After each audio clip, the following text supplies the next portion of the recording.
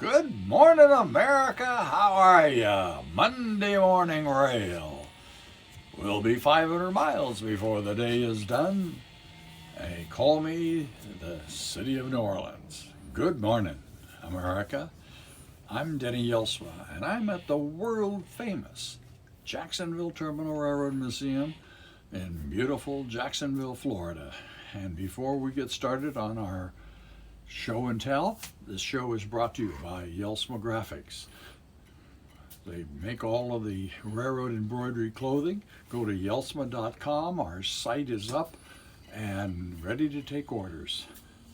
Also, 3 of our club members were down at the DeLand train show, and we want to thank all the people that stopped by and talked to us and said, hey, they watch us every Monday morning, and we really appreciate that.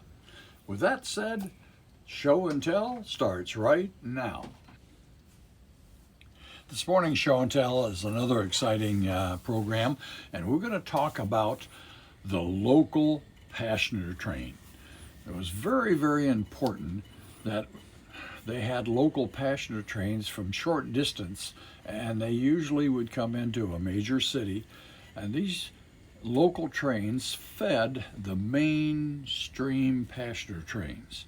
And you know, I think about how many locals that there were all around America, and I think of Amtrak doesn't have any feeder trains. Maybe there's a reason why they're not that popular. But anyhow, with that being said, we want to talk about the local passenger train.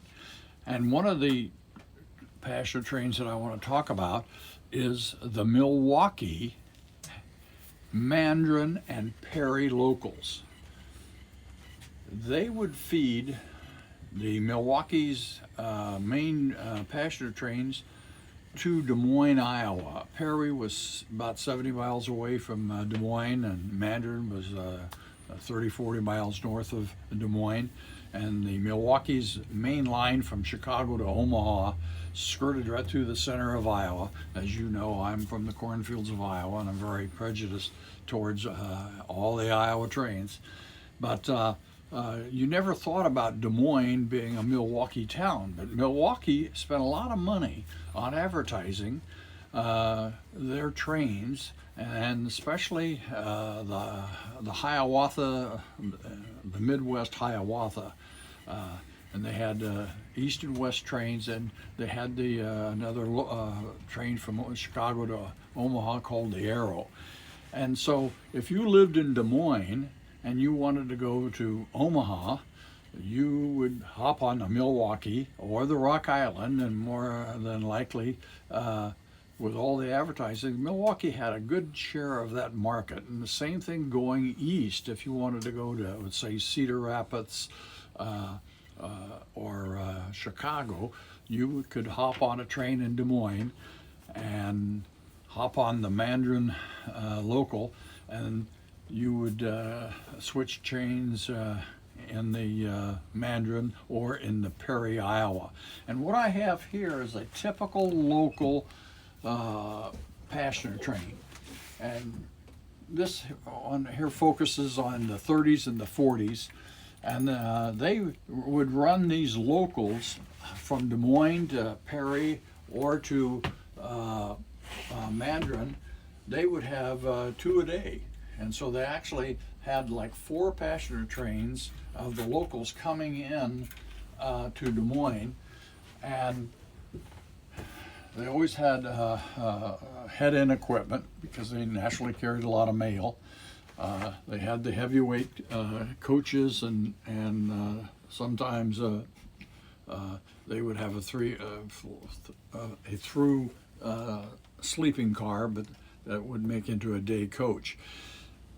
Many times, especially in the holiday season and in the later years, they would send a car directly off of the mainline train. For an example, let's say they had an Arrow, the Midwest train, the Milwaukee called the Arrow, and if it left Milwaukee and it was completely full of passengers going to Des Moines, they would just take that car right off and put it right on the local.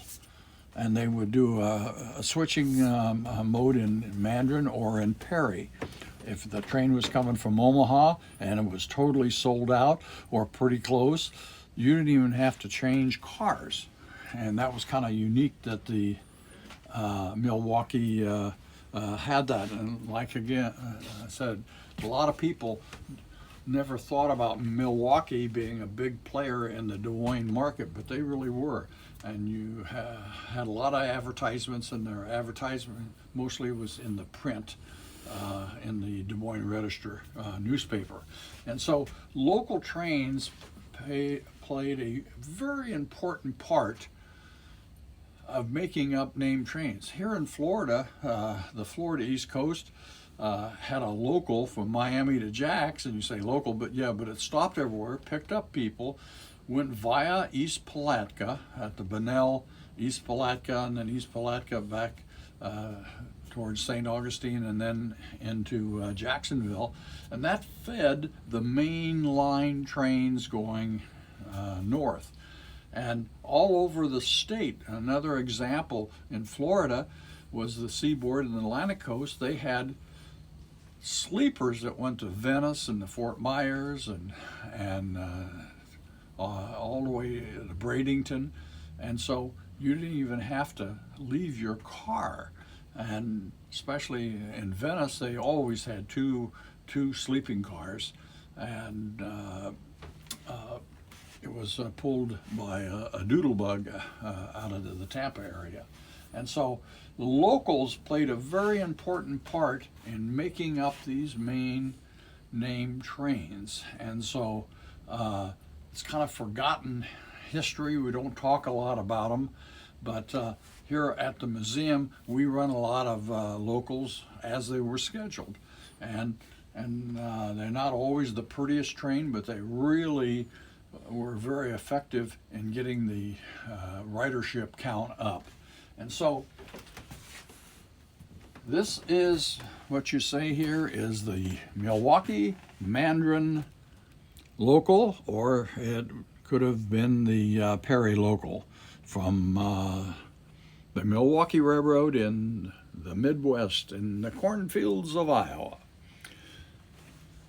Very unique train.